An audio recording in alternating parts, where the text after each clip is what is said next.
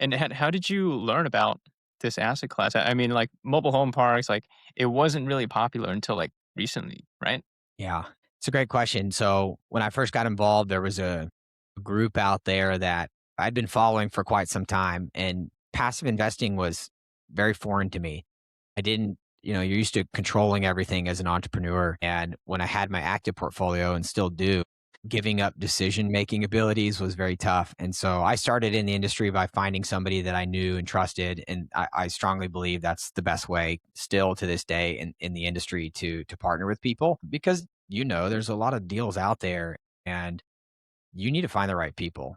Mhm. I can't tell you how many times I've talked to people now and you just get like this feeling about them that, this deal is so great and they create all this urgency and, you got to do it. And sometimes it's true, right? And sometimes there are finite windows to participate in this stuff. But if you feel that that's not the case and it becomes a game of, a psychology game of dealing with who am I going to work with and who am I investing with. So it's more important than ever, right? For people that are doing this because you can trust yourself the most, right? But if you're going to flirt with this idea of passive investing in anything, you're giving up your ability to do that. And you're Yeah. putting your money forth today so that somebody else can work actively on your behalf so that you get to be passive. Yeah. It's the whole idea. So that's an interesting point. So I mean, you as a business owner, I mean, a lot of business owners think like you. I mean, they built their business very hands on, and like they're kind of reluctant to give up control almost. And the idea of passive investing almost sounds counterintuitive to them. So like, how did you kind of understand it or make peace with it and like make that transition? The very first go around again was motivated by my tax bill that was coming up. So my specific strategy was, look, we can get real estate. We have real estate professional status. We have Airbnbs. We've got all these rentals. I'm no longer in the business, and I'm married, so that this changes the equation and allows us to do this. And it was solely based on that.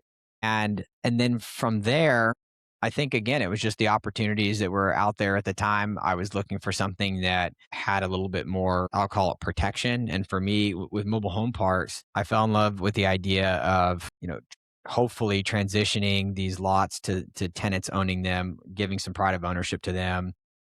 Because you're in the space, is long, the residents stay a long time. There's a Yeah. supply cap. They're not going to build a new one next door. For all these reasons, I thought, okay, this is the asset class I want to focus on. Now, that's not to say that there aren't other good ones out there. Anyone in real estate knows that you can be successful anywhere in real estate.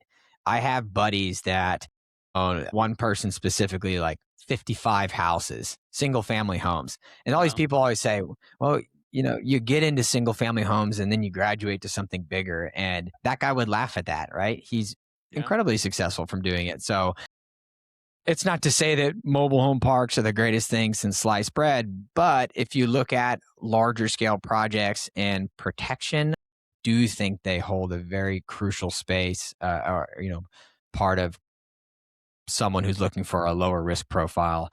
And then what's funny about it is when you discuss it with people that's what you're interested in, and Leo, you've probably run into this, like Yeah. trailer parks, what are you doing? Yeah.